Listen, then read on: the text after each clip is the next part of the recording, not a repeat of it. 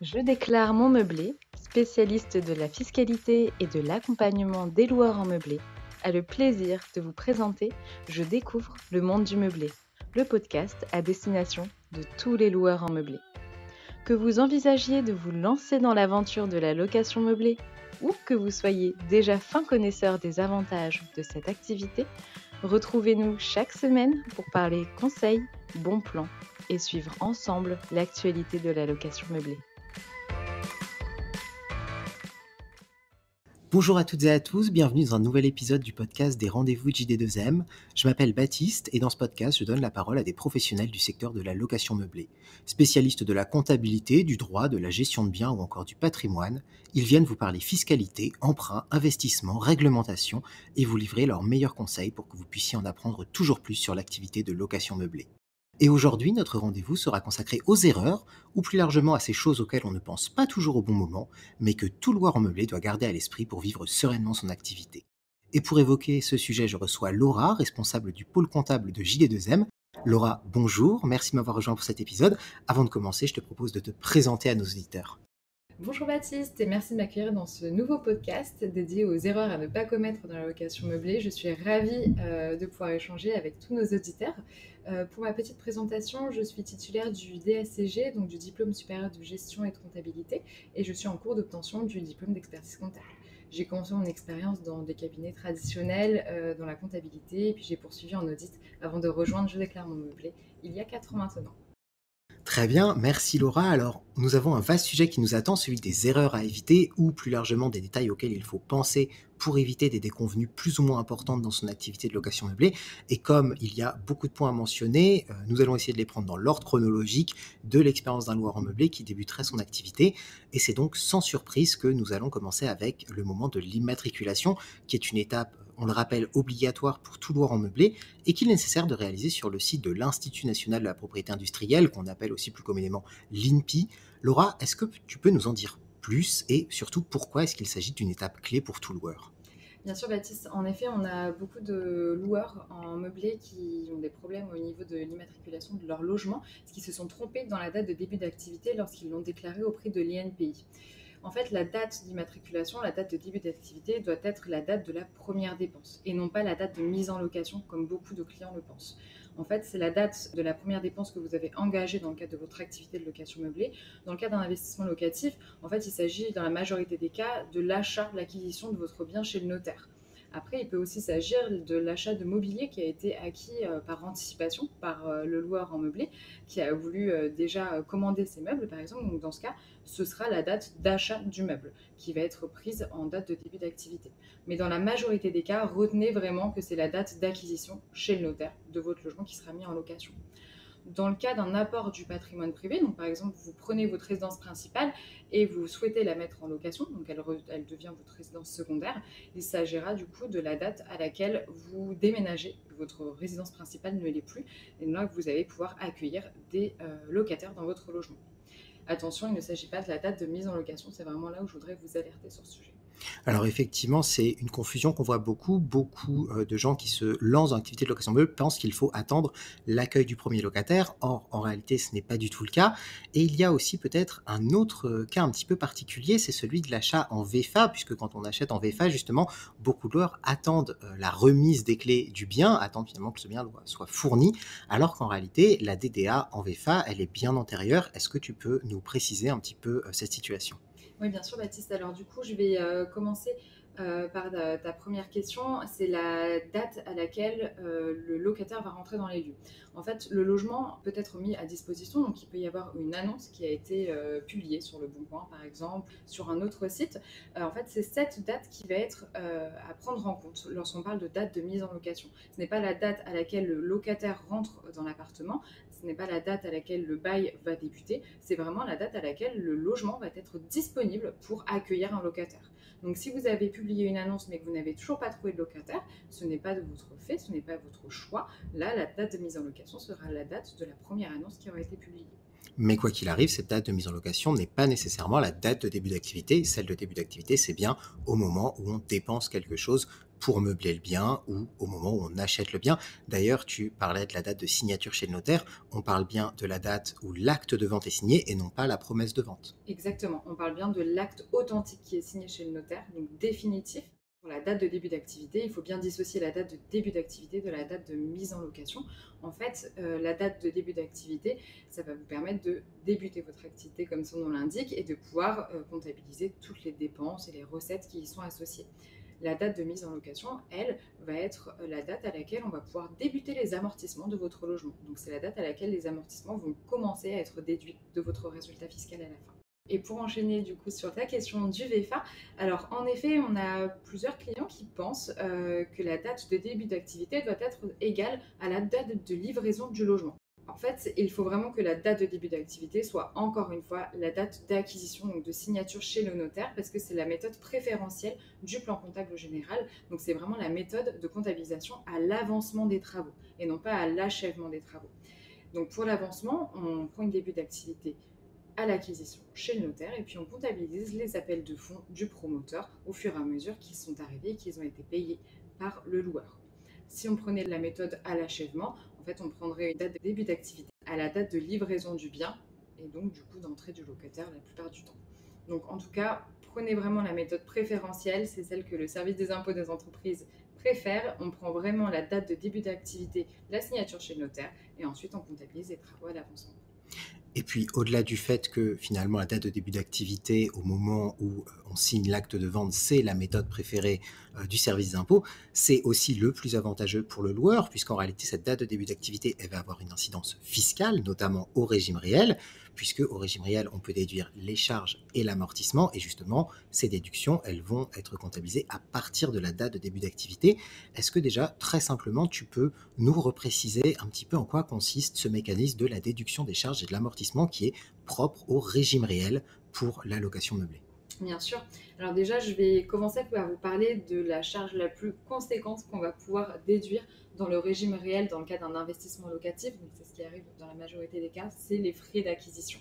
C'est les frais que vous allez payer chez le notaire. Donc tout ce qui est émolument du notaire, donc tous ces honoraires, les droits de mutation, tout ce qui est honoraires d'agence, les commissions de garantie dans le cadre de votre contrat de prêt avec votre établissement bancaire. Voilà, tous ces frais en fait constituent des frais d'acquisition qui vont pouvoir être pris en compte dans votre activité de location meublée. Vous pourrez soit les déduire en charge directement pour générer un déficit, soit choisir de les immobiliser pour qu'ils soient amortis au même titre que votre logement. Je profite du coup de parler de l'amortissement pour vous expliquer qu'au régime réel simplifié, le gros avantage est l'amortissement de votre logement. Sous le régime micro-BIC, vous ne prenez qu'un abattement de 50% sur les bénéfices que vous faites, sur les recettes que vous générez de votre activité de location meublée, alors qu'au régime réel, vous avez la possibilité d'amortir votre logement sur une moyenne de 28 ans, ce qui va vous générer des amortissements tous les ans qui sont déductibles de votre résultat fiscal. Ça va permettre de réduire votre résultat et donc votre base imposable au titre de l'impôt sur le revenu. Et alors, cette date de début d'activité, on le sait, normalement, on est censé la déclarer dans les 15 jours, justement, à l'INPI. On sait, il y a beaucoup de loueurs qui souvent dépassent cette durée de 15 jours. Et donc, plus largement, ça me donne envie de te poser la question de qu'est-ce qu'on fait si on se rend compte qu'on n'a pas respecté les délais ou si on n'a pas mis la bonne date de début d'activité, qu'on aurait par exemple dû la mettre plusieurs mois, voire plusieurs années auparavant. Est-ce que c'est grave et est-ce que c'est une situation qui peut se régler? Ou est-ce qu'on est obligé de supporter son erreur ensuite pour le reste de son activité? Alors en effet, Baptiste, ta question est très pertinente et très importante. À l'époque, la déclaration de la date de début d'activité se faisait auprès du greffe du tribunal de commerce. Donc là, les corrections étaient assez faciles à faire. On avait juste un formulaire à remplir et à renvoyer. On pouvait corriger sa date de début d'activité lorsqu'on se trompait. Depuis que l'immatriculation se fait auprès de l'INPI, les choses sont beaucoup plus complexes. En effet, lorsqu'il y a une erreur dans la date de début d'activité, il est très compliqué de faire une correction de cette date. Nous, on propose des solutions, on aide, on accompagne du mieux qu'on peut nos clients, mais c'est vrai que c'est un petit peu une bataille avec l'INPI. On essaie de prendre contact avec eux, de faire des demandes sur le site, mais c'est vrai que c'est pas évident. Dans certains cas, on est même obligé de cesser l'activité à la date de création pour recréer une nouvelle activité, donc ça crée un nouveau sirène. C'est vraiment la solution la finale et extrême qu'on a trouvée. Mais vraiment, faites très attention à cette date de début d'activité. N'hésitez vraiment pas à prendre conseil avant de vous immatriculer. Alors, on sait qu'on a 15 jours pour immatriculer son activité, mais il est préférable de prendre un petit peu plus de temps si nécessaire, d'être un petit peu en retard sur ce délai, plutôt que de se tromper, parce qu'au final, vous allez pouvoir avoir un retard de plusieurs semaines, voire plusieurs mois, le temps de régler le problème. Donc, prenez un petit peu plus de temps au départ pour prendre conseil et avoir le bon début d'activité. Oui, effectivement, alors la date de 15 jours auquel tu fais référence, c'est celle de l'immatriculation, donc la déclaration, la début d'activité qui normalement justement doit se faire dans les 15 jours à partir de cette même date. Or, on sait qu'il y a beaucoup d'heures qui dépassent ce délai de 15 jours. Jusqu'à présent, on a pu constater que l'administration fiscale était assez tolérante, hein, globalement, on avait le droit de déclarer même bien après la date des 15 jours. Et c'est pour ça, c'est la raison pour laquelle finalement, même si c'est bien de le faire le plus tôt possible, ça peut quand même valoir le coup. Donc, comme tu le disais, de prendre conseil, quitte à le déclarer même une semaine plus tard, après la date prévue, pour justement être sûr de ne pas faire d'erreur. Oui, tout à fait. Pour le petit exemple, on a même des loueurs qui arrivent à s'immatriculer pour 1 an ou 2 en arrière. Donc, il y a vraiment la possibilité de le faire. Il n'y a pas de pénalité, en tout cas, connue à ce niveau-là. Et il vaut mieux avoir une bonne date de début d'activité plutôt que de devoir faire une corrective après. Très bien, alors je pense qu'on a fait le tour pour la date de début d'activité et on va revenir finalement à un autre point qu'on a déjà évoqué très brièvement, c'est celui de la mise en location. On le sait, quand on fait de la location meublée, il y a certains critères à respecter. Alors généralement, les loueurs, quand ils se lancent dans la location meublée, les connaissent, c'est notamment les équipements obligatoires avec le décret du 31 juillet 2015. Mais pour autant, il peut quand même arriver que certains loueurs oublient certains éléments d'équipement. Et là aussi, c'est quelque chose auquel il faut faire très attention parce que justement, ça peut entraîner une requalification du bail en location nue. Et cette requalification du bail, elle va avoir une incidence fiscale qui peut être très importante. Est-ce que tu peux nous expliquer un petit peu comment ça va fonctionner du point de vue des impôts si on a une requalification d'un bail de location meublée en location nue? Oui, bien sûr. Alors, je vais juste vous préciser avant comment l'administration fiscale peut en venir à requalifier votre activité de location nue, donc soumise au régime des revenus fonciers. En fait, le but de la location meublée, c'est bien évidemment de louer un logement qui a des meubles, d'accord, de mettre à disposition des meubles à son locataire. L'idée, c'est donc de retrouver du mobilier à l'actif de votre bilan. Donc, soit vous avez acheté du mobilier neuf, donc du coup, on comptabilise les factures au réel, donc les frais réels, donc là, il n'y a pas de souci. Par contre, si vous avez réutilisé du mobilier qui était dans votre résidence principale ou dans une autre résidence secondaire, par exemple, voilà, vous avez renouvelé votre mobilier, vous avez mis l'ancien mobilier dans votre logement que vous mettez à disposition d'un locataire. Dans ce cas, il faut bien penser à établir un inventaire mobilier. Cet inventaire mobilier, en fait, vous allez valoriser les meubles, le petit équipement que vous allez mettre dans votre logement à la valeur actuelle, au moment où vous les apportez à votre activité de location meublée. Même si la valeur n'est pas significative, même si c'est 300 euros ou 200 euros, on voit que c'est un faible montant. Et là, vous pouvez vous dire, oui, mais c'est en dessous des 500 euros qu'on entend en règle générale pour immobiliser un composant ou du mobilier. Donc là, il faut vraiment le mettre à l'actif parce que peu importe le montant, même s'il n'est pas significatif, ça prouve que votre logement est meublé et que vous mettez à disposition le mobilier à votre locataire. Si l'administration fiscale établit un contrôle sur votre dossier, sur votre liasse fiscale et se rend compte qu'il n'y a pas de mobilier à l'actif, donc il n'y a que le logement qui est entré à l'actif de votre bilan. Dans ce cas, ils vont pouvoir se poser la question de la légitimité de la mise en location de votre bien en location meublée. Bien évidemment, la preuve est vraiment le bail que vous allez apporter à l'administration fiscale pour prouver que votre logement est loué en meublé et non pas en location nue. Cependant, l'absence de mobilier pourra mettre le doute à l'administration fiscale qui pourra établir un contrôle un petit peu plus poussé de votre liasse fiscale, de votre activité de location meublée. Donc ça va pouvoir en fait appuyer un contrôle fiscal finalement qui va pouvoir découler sur d'autres contrôles et notamment sur votre impôt sur le revenu, ça c'est possible également. D'accord. Et de point de vue de cet inventaire mobilier, tu parlais justement de la valorisation des biens. Alors, effectivement, tu nous as évoqué le cas de l'achat de biens neufs. Dans ce cas-là, c'est très simple. On a une facture avec un montant. Voilà, c'est très simple à déclarer. Mais tu as, par exemple, parlé des biens qu'on aurait pu prendre dans sa résidence principale, dans sa résidence secondaire, ou des biens qu'on aurait aussi pu acheter d'occasion, peut-être. Dans ce cas-là, comment on les valorise? Quels éléments on peut utiliser pour justifier de la valeur de ces biens, une fois qu'on les inscrit dans l'inventaire mobilier? Alors justement, c'est assez complexe d'évaluer un bien un mobilier qu'on a chez nous depuis plusieurs années ou qu'on a acheté d'occasion. Alors lorsqu'on l'a acheté d'occasion, par exemple sur le Bon Coin ou sur les sites, les plateformes comme Vinted, c'est assez simple parce que vous allez pouvoir apporter cet équipement finalement à la valeur à laquelle vous venez de l'acheter. Donc là, même si ce n'est pas une facture avec un professionnel, vous avez en tout cas la valeur, vous pouvez apporter la valeur à votre comptable. Là où c'est un petit peu plus compliqué, c'est lorsque votre mobilier était déjà chez vous, donc vous l'avez acquis il y a plusieurs années, il a perdu de la valeur, il s'est usé finalement avec le temps.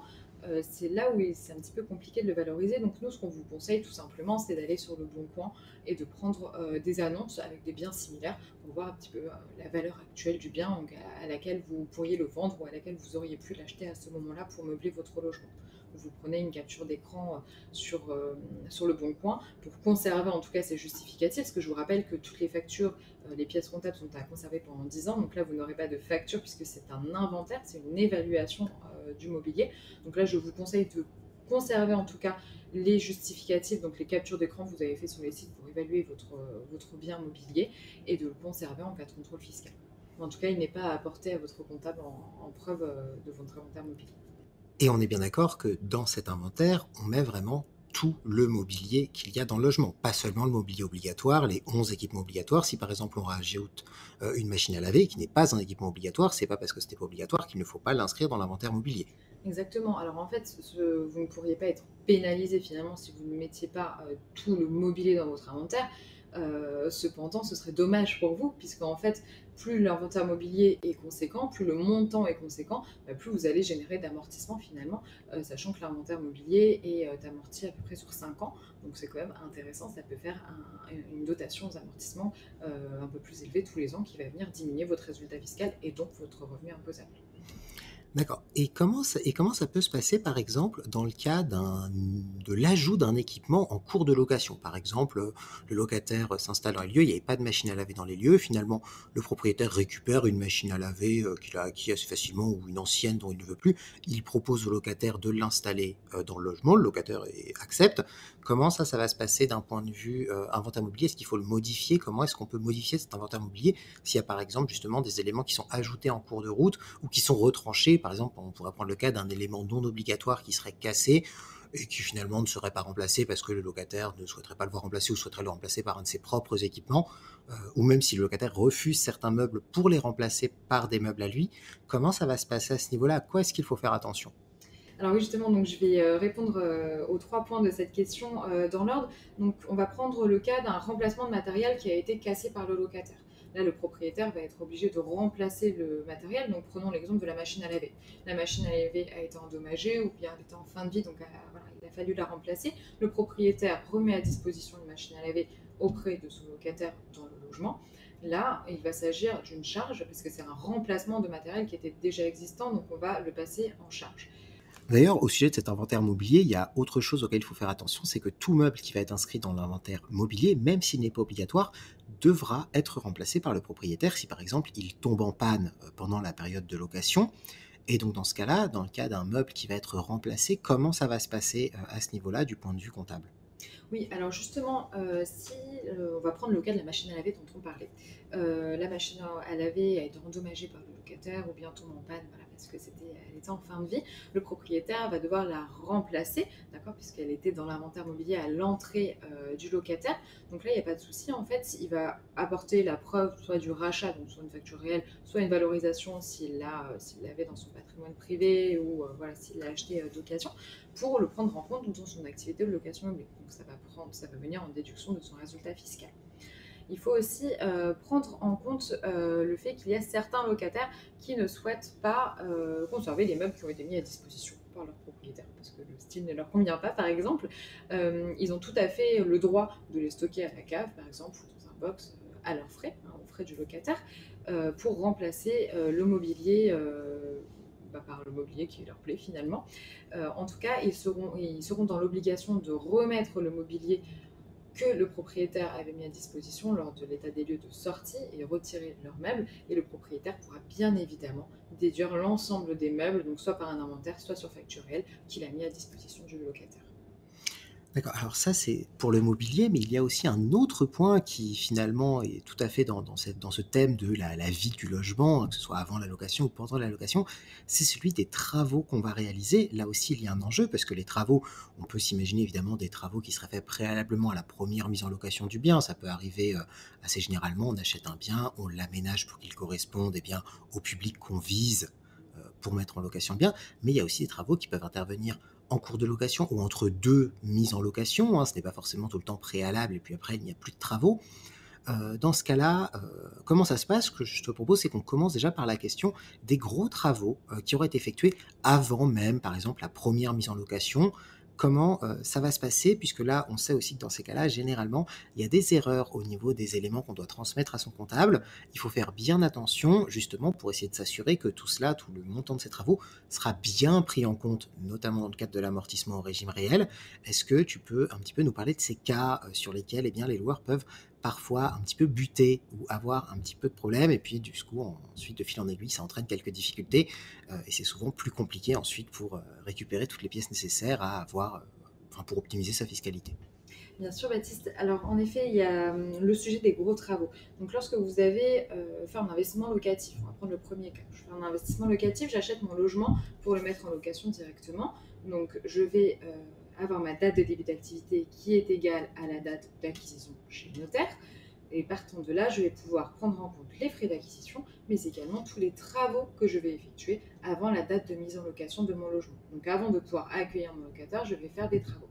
Là, je vais pouvoir déduire effectivement l'ensemble, prendre en compte l'ensemble des travaux qui ont été réalisés, s'ils ont été faits par un artisan, par un professionnel directement. Je vais pouvoir prendre la main-d'œuvre, les fournitures, enfin, vraiment tout ce qui a été facturé par le professionnel qui a fait les travaux dans mon logement. Je vais pouvoir les immobiliser lorsque c'est des gros travaux. Ils vont pouvoir être amortis sur une durée spécifique à la nature des travaux et commencer à donner des amortissements à partir de la date de mise en location de votre logement. Donc là, vous allez prendre en compte la valeur de votre bien chez le notaire, les frais d'acquisition, ainsi que les travaux au réel. Tout ça, ça va donner des amortissements à la date de mise en location. Mais il y a également la possibilité que vous ayez fait vous-même les travaux. Vous êtes manuel et vous avez voulu économiser un petit peu d'argent en les faisant vous-même. Donc là, vous allez pouvoir déduire uniquement les matériaux en fait, que vous avez achetés, la matière première dont vous vous êtes servi pour effectuer les travaux.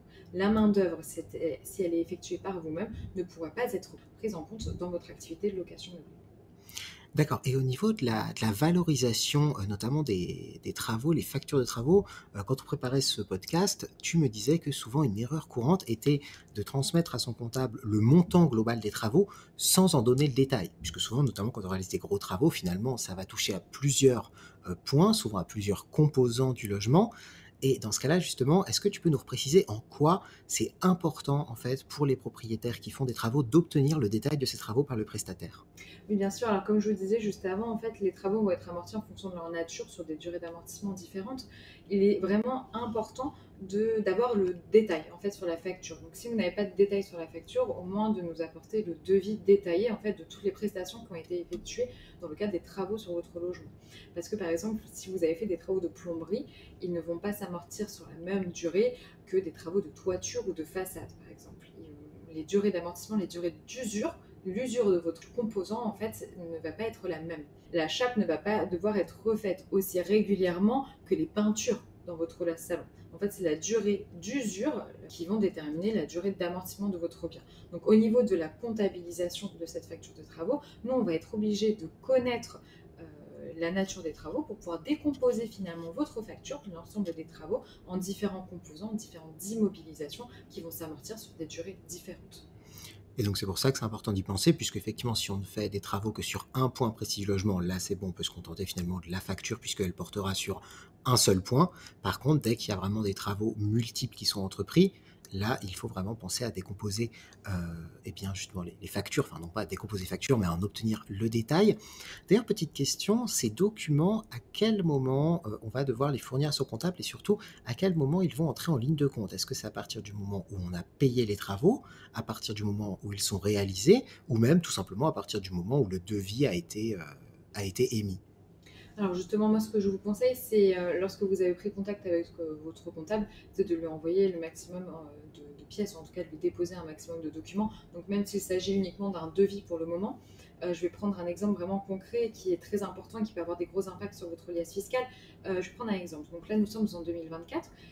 Mettons que vous allez établir votre liasse 2024-2025. Vous avez engagé un prestataire en novembre dernier. Vous lui avez demandé de réaliser des travaux, d'accord, avant la date de mise en location de votre logement.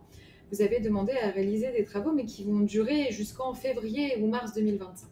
Et bien là, en fait, il est très important de fournir ce devis global à votre comptable et de lui expliquer à quelle date, en fait, vont se terminer les travaux. Parce que cette date va impacter la décomposition du logement et également la date à laquelle les amortissements vont avoir lieu. Et il est très important de faire cette décomposition la première année de votre logement, donc l'année d'engagement des travaux, là dans le cas de mon exemple, parce que ça va avoir des impacts vraiment sur l'amortissement et la décomposition de votre logement pour les années futures. Le plan d'amortissement, une fois qu'il est établi la première année, il ne pourra pas bouger, on ne pourra pas le modifier les années suivantes. Donc dès que vous engagez des gros travaux, je vous conseille vraiment de communiquer toutes les informations à votre comptable et lui, il pourra faire le nécessaire en fonction de la nature des travaux et des dates qui ont été engagées. D'accord. Et peut-être un dernier cas précis, du moins une question qu'on pourrait se poser, c'est dans le cas, par exemple, de travaux qui ne pourraient pas être entièrement réalisés, par exemple en cas de défaut de l'artisan qui demanderait au propriétaire de passer par un autre artisan. Dans ce cas-là, le propriétaire aurait déjà déclaré une valeur et puis se retrouverait finalement à devoir s'acquitter eh bien, d'un prix, d'un autre prix supplémentaire. Comment ça va se passer à ce moment-là? Est-ce qu'il y a des difficultés? Est-ce que finalement le conseil aussi dans cette situation, c'est pas tout simplement de transmettre les documents et d'informer son comptable le plus vite possible, justement en lui confiant le soin ensuite de s'occuper, eh bien, de faire en sorte que la liasse fiscale soit la plus correcte possible? Alors c'est vrai qu'on peut se retrouver dans des situations assez délicates, comme tu l'évoques, Baptiste. En tout cas, sachez que la loi protège les propriétaires. En fait, voilà, si vous avez engagé des travaux et que l'artisan en face a fait défaut, la loi vous protège quand même parce que vous pouvez mettre en cause du coup le premier artisan. Donc là, je vous conseille vraiment dans un premier temps de prendre un conseil juridique, en tout cas de vous retourner vers votre assurance dans ce cas-là, c'est vraiment très important. Et bien évidemment, d'informer votre comptable pour qu'il puisse faire le traitement nécessaire et pouvoir vous aiguiller également sur les éléments à communiquer à l'assurance, par exemple, comment vous retourner, et il pourra faire le nécessaire pour votre liasse fiscale. Laura, puisqu'on est dans le thème eh bien, des défaillances ou justement des difficultés qui peuvent arriver par rapport aux travaux, avec par exemple la défaillance de l'artisan, on est un petit peu obligé aussi de parler d'un autre cas qu'on va rencontrer en location meublée, ça va être celui de la défaillance du locataire, hein. On pense évidemment en premier lieu au loyer impayé. Or, justement, dans le cas où un propriétaire va être confronté à des loyers impayés, ça va aussi avoir une incidence sur le plan comptable et c'est aussi à cela qu'il faut faire attention. Est-ce que tu peux un peu nous préciser comment ça doit se passer à ce moment-là pour un propriétaire du point de vue de sa comptabilité quand il est face à une situation de loyer impayé? Bien évidemment, Baptiste. Alors en fait, lorsque le propriétaire va constater qu'il y a un loyer impayé de la part de son locataire, il va falloir qu'il informe son comptable du montant du loyer et du nombre de loyers qui sont restés impayés jusqu'à présent, afin que son comptable puisse baisser une créance douteuse pour appuyer le fait qu'il n'y ait pas eu de loyer encaissé par le propriétaire. Le propriétaire doit également faire une action pour se retourner contre ce locataire et pour obtenir le paiement du loyer à minima. Lorsqu'il va engendrer des frais, notamment des frais d'avocat ou de procédure, ces frais sont bien évidemment déductibles de l'activité. Il faut bien penser à donner tous ces éléments à votre comptable afin qu'il puisse les prendre en compte dans l'activité. Si votre locataire vous paye finalement quelques mois ou quelques années plus tard, là on va pouvoir annuler cette créance douteuse et passer la vraie recette qui a été perçue par le propriétaire. En revanche, lorsqu'on est sûr que cette créance sera vraiment perdue, que le loyer ne sera jamais perçu, dans ce cas, on va devoir passer une créance irrécouvrable pour constater la perte sèche finalement. Dans tous les cas, je vous conseille de communiquer toutes les informations qui vont impacter la vie de votre activité à votre comptable dès que l'événement va se produire. D'accord, et au-delà de ces créances, c'est-à-dire effectivement si le locataire paye, là, il va falloir faire attention puisque justement, ce qui veut dire que les loyers qui seront payés, ils vont être pris en compte d'un point de vue aussi fiscal l'année où ils sont payés et non pas l'année où ils auraient dû être payés, notamment donc s'il y a un retard tel que on est sur 2 années fiscales différentes. Et ça vaut aussi pour la fameuse GLI, la garantie des loyers impayés, qui peut donc eh bien, prendre la place du locataire, payer les loyers en son lieu et place. Et là également, s'il y a une GLI qui est mise en route et une assurance qui va payer le loyer en lieu et place du locataire, c'est pareil, forcément, ça va venir être pris en compte dans l'imposition du loueur, mais l'année où l'indemnité va être versée, qui ne sera pas donc du coup nécessairement la même que l'année où le défaut de paiement a été constaté. Exactement, Baptiste. Et ça peut surprendre. Et effectivement, on n'y pense pas forcément. On pense surtout à la perte, à la charge qu'on a Enduré. endurée, merci, qu'on a dû endurer sur le moment. Mais on ne pense pas à la recette qui va être générée l'exercice suivant. Donc cela peut avoir un impact sur le revenu imposable et peut surprendre. Donc c'est vraiment quelque chose auquel il faut s'attendre et à laquelle il faut penser lorsqu'on va déclarer toutes ces informations à son comptable. Dans tous les cas, ça vous fera une charge qui sera après compensée par un produit. C'est juste qu'il faut l'avoir en tête et que c'est jamais très agréable au moment où le produit est constaté, bien évidemment. C'est sûr. Et puisque du coup, on est justement eh bien, dans les versements qui pourraient être déclenchés par une assurance, on n'a pas seulement évidemment les loyers impayés, on peut aussi avoir tout simplement des sinistres qui interviennent pendant la durée de la location, qu'ils soient ou non provoqués par le locataire. On peut par exemple penser à un dégât des eaux. Et là, pareil, il faudra faire bien attention puisque justement, au moment où l'assurance va venir verser une somme visant à compenser ce dégât des eaux, là aussi, il faudra la prendre en compte du point de vue comptable et donc ça va peser dans la fiscalité. Et cette prise en compte, elle va se faire à quel moment? Il peut y avoir d'autres sinistres qui sont endurés par le propriétaire, notamment par exemple le cas d'un dégât des eaux. C'est le cas le plus classique qu'on peut retrouver. Dans le cas d'un dégât des eaux, le propriétaire doit tout d'abord, bien évidemment, alerter son assurance. Pour pouvoir se faire indemniser, un expert va passer et il va pouvoir obtenir une indemnisation suite à la réalisation de travaux qu'il va effectuer. Donc justement, pour les travaux qu'il va effectuer, il va falloir qu'il donne la preuve de ces travaux, donc la facture donc soit du prestataire qui a effectué les travaux, soit des matières premières qu'il a achetées. Donc il va falloir qu'il fournisse ces factures-là à son comptable afin que son comptable les comptabilise en charge dans son résultat fiscal. Lorsqu'il va obtenir le remboursement, l'indemnisation de la part de son assurance, cette indemnisation va être comptabilisée en produit. D'accord ? Donc, normalement, ça vient se compenser, quasiment être à l'équilibre. Normalement, le montant de l'indemnisation correspond au montant des travaux qui ont été effectués par le propriétaire pour remettre en état le logement. Donc, pas de souci lorsque c'est sur une même année fiscale, sur le même exercice, pas de problème, ça s'annule, on ne le voit quasiment pas, ça se neutralise. Par contre, si on prend l'exemple d'un dégât des eaux qui a été subi en décembre, par exemple 2024, donc là, courant décembre, vous subissez un dégât des eaux, et le temps que l'assurance vous indemnise, l'indemnité va intervenir en 2025. Il y aura donc un décalage entre l'engagement des frais par le propriétaire pour remettre en location en état son logement et l'indemnisation reçue de la part de l'assurance. En année 2024, vous allez avoir une diminution du résultat fiscal parce qu'il y a des travaux qui vont être comptabilisés en charge pour remettre en état le logement. Mais en 2025, vous allez avoir l'indemnité qui va être comptabilisée en produit. On va avoir donc un petit décalage qu'il faut avoir en tête. Au final, ça se neutralise, mais quand c'est sur 2 exercices, on peut avoir une petite surprise au niveau de son résultat fiscal à la fin, au niveau de l'établissement de sa liesse, du coup de 2025. Donc juste avoir en tête que lorsqu'il y a une indemnité pour sinistre, les travaux vont être comptabilisés en charge, ne pourront pas être immobilisés, l'indemnisation en produit, donc ça va vous générer une petite distorsion au niveau du résultat fiscal. D'accord, merci beaucoup Laura. Il y a un dernier point aussi, alors qui n'est pas lié à la question des assurances, mais on se rend compte qu'il va produire aussi un certain nombre de difficultés chez le loueur et qui peut mener à certaines erreurs ensuite. C'est les cas d'usage personnel du bien loué. Ça se voit souvent, notamment dans des activités de location de courte durée où les propriétaires peuvent avoir envie d'utiliser leur bien une partie de l'année, mais ça peut aussi se voir, par exemple, sur de la longue durée. Par exemple, un locataire de longue durée quitte l'appartement et puis on veut, notamment peut-être pour y faire des travaux soi-même, aller habiter un temps dans le bien. Et ça, justement, on sait que ça va avoir un traitement différent du point de vue comptable.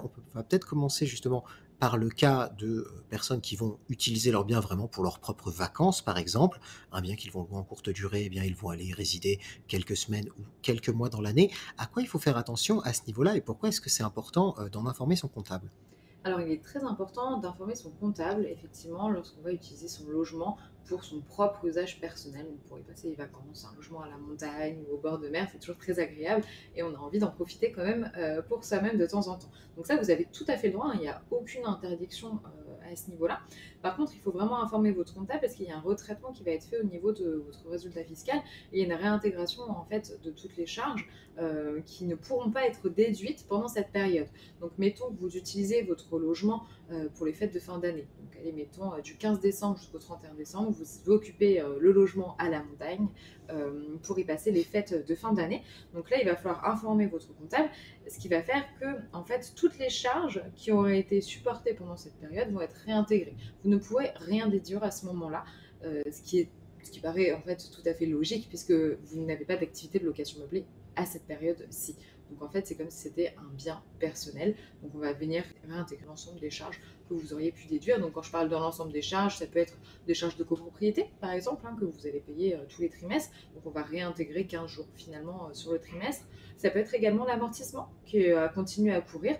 Vous allez perdre 15 jours d'amortissement sur l'année pour votre logement.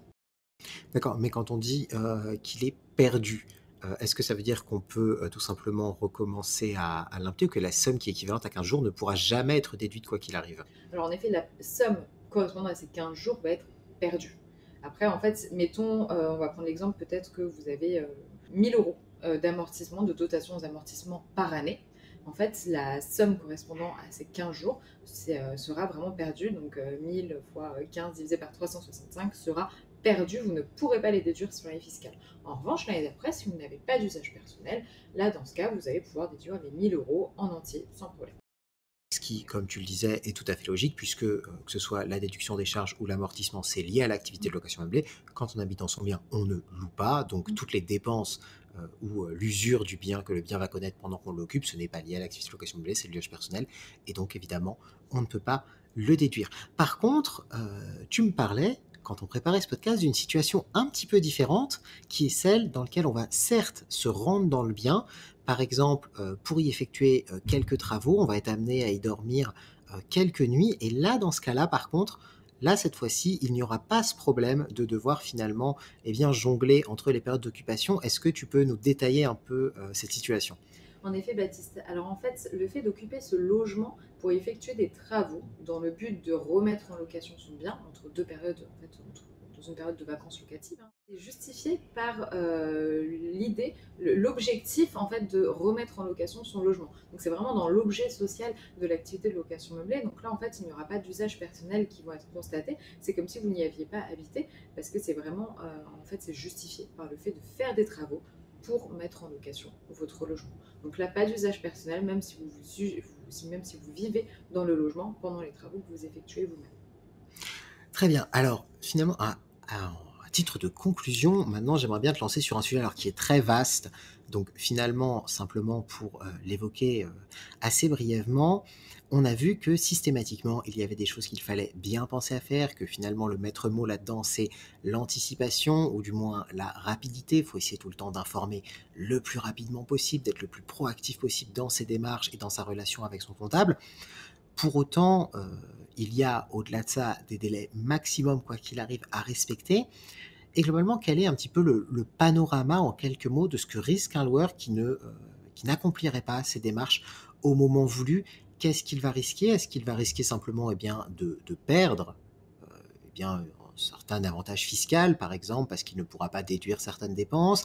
Est-ce que, voire même, il risque des amendes? Est-ce qu'il risque un contrôle fiscal? Est-ce que tu peux essayer de nous, assez brièvement, de nous détailler un petit peu tout ce panel eh bien, de déboires que pourrait connaître un loueur qui justement négligerait un petit peu la nécessité d'informer le plus rapidement possible, ou du moins dans les délais prévus par la loi, son comptable? Bien sûr, alors j'aimerais bien parler de deux cas. On a le premier cas où on a un propriétaire qui ne s'est jamais immatriculé et qui a oublié de déclarer son activité et donc du coup de déclarer ses liasses fiscales au régime réel. Donc mettons qu'il n'a jamais déclaré aucun revenu auprès de l'administration fiscale, qui s'en rend compte et qui souhaite finalement rectifier son erreur et déclarer ses revenus. L'idée, en fait, c'est de faire une demande auprès de l'administration pour déclarer en fait ses revenus antérieurs. Jusqu'à présent, on arrivait à obtenir l'accord du service des impôts des entreprises pour s'immatriculer a posteriori au régime réel simplifié. Puisque le micro-BIC est le régime par défaut et il faut prendre l'option pour le régime réel simplifié. Alors, je tiens à vous informer du coup dans ce podcast que l'administration fiscale est de plus en plus réticente à accorder en fait la levée d'options a posteriori, donc en retard. Donc là, vous risquez pour le coup de devoir vous déclarer au micro-BIC pendant les années, pour les exercices antérieurs que vous avez omis de déclarer. Donc ça peut être très désavantageux, donc vraiment attention à ça. N'hésitez pas à prendre conseil et même à appeler votre administration fiscale, votre service des impôts des entreprises pour essayer de négocier, entre guillemets, une option pour le régime réel simplifié dès le départ. Donc ça, c'était le premier cas dont je voulais parler, où vraiment vous avez un risque du coup de devoir être imposé finalement sous le régime du micro-BIC. Le deuxième cas, c'est si vous avez immatriculé votre activité, vous avez tout fait bien jusqu'à maintenant, mais vous n'avez pas déclaré votre liasse fiscale dans les temps. Donc vous avez dépassé la date limite de dépôt de liasse fiscale accordée par l'administration fiscale. Dans un premier temps, vous allez recevoir une relance de la part des impôts, en fait vous disant qu'ils n'ont pas reçu votre liasse fiscale. Ensuite, vous allez avoir donc, du coup une seconde relance, puis après une mise en demeure. Voilà, vous allez avoir plusieurs types de relances et de mise en demeure qui vont vous être envoyées jusqu'à la mise en paiement par l'administration fiscale. Donc là, vous allez avoir une amende, vous allez être amendable pour un montant qui peut aller jusqu'à 1 500 € en fonction du nombre de feuillets de CERFA qu'il y a dans la liasse fiscale. Donc c'est à peu près 1 500 € pour entre 900 et 1 500 € pour un loueur en meublé. Donc ça peut être assez conséquent comme montant. Je rappelle que les amendes ne sont pas déductibles de l'activité de location meublée, d'accord? Donc ça ne viendra pas en déduction de votre résultat fiscal. Donc bien attention à respecter les délais. Et si vous savez que vous ne pourrez pas les respecter pour X ou Y raison, voilà, on peut avoir des soucis dans notre vie, au cours de notre vie. Bien en informer votre comptable pour qu'il puisse faire une demande de délai auprès du SIE, parce que les SIE sont quand même assez compréhensifs. Lorsqu'on leur demande, on leur explique la situation, une situation précise, une incapacité de pouvoir produire la liasse dans les temps, ils sont enclins à accorder des délais en fait au cabinet et aux clients afin de déclarer la liasse fiscale a posteriori. Mais l'idée, c'est d'anticiper et de faire au mieux, donc de donner les documents plus rapidement possible à votre comptable et d'anticiper. Alors effectivement, puisque la liasse fiscale dont tu parles, il ne faut pas oublier que globalement, elle doit être télétransmise à peu près vers le milieu du mois de mai, mais ça, il ne faut pas oublier que c'est la date butoir. Ça veut dire que quand même, il faut avoir le temps de l'établir avant. Donc forcément, si d'un seul coup, tous ces éléments, toutes ces questions d'assurance, de loyer impayé ou autres, on attend le dernier moment pour les transmettre à son comptable. Alors, bon, le comptable peut faire beaucoup de choses, mais il n'est pas magicien, il ne peut pas mettre le temps en pause et il va falloir qu'il ait le temps de traiter ces éléments-là. Donc il ne faut pas non plus confondre la date limite pour télétransmettre une liasse fiscale et la date limite pour que, humainement parlant, le comptable puisse justement établir une liasse fiscale qui va être correcte, puisque, eh bien, dans le cas contraire, justement, ça peut aussi causer un certain nombre de problèmes, notamment pour le loueur, qui pourra justement passer à côté d'un certain nombre de déductions possibles ou ne pas voir sa situation prise en compte telle qu'elle aurait dû l'être pour que sa fiscalité soit optimisée au mieux. En effet, vraiment anticiper au maximum. Dites-vous que votre comptable va devoir avoir un temps de traitement pour établir votre liasse fiscale, pour traiter les documents que vous lui avez envoyés. Il va y avoir un temps d'échange également entre vous et votre comptable, parce que toutes les pièces ne suffiront peut-être pas, en tout cas certainement pas la première année. Il va falloir que votre comptable vous demande des éléments complémentaires, peut-être des informations, des données supplémentaires pour comprendre votre situation qui est peut-être particulière et un peu complexe. Il y a énormément de choses qui vont rentrer en compte dans l'établissement de votre liasse fiscale. Donc laissez un délai raisonnable.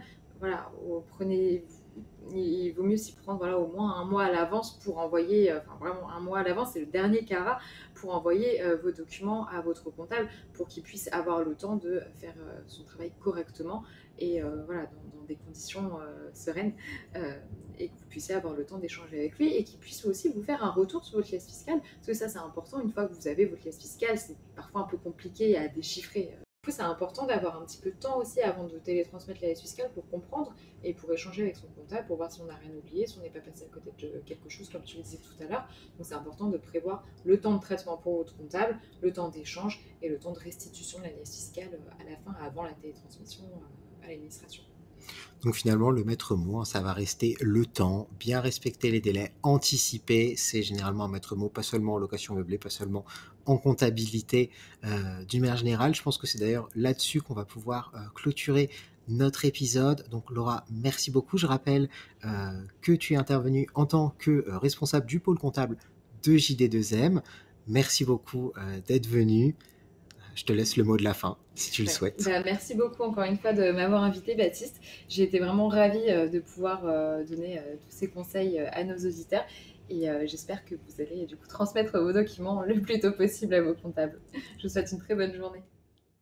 Si vous avez aimé notre podcast, faites-le nous savoir et n'hésitez pas à vous rendre sur notre site internet, à nous suivre sur les réseaux sociaux ou encore à nous contacter directement par téléphone ou par mail à l'adresse contact@jedéclaremonmeublé.com.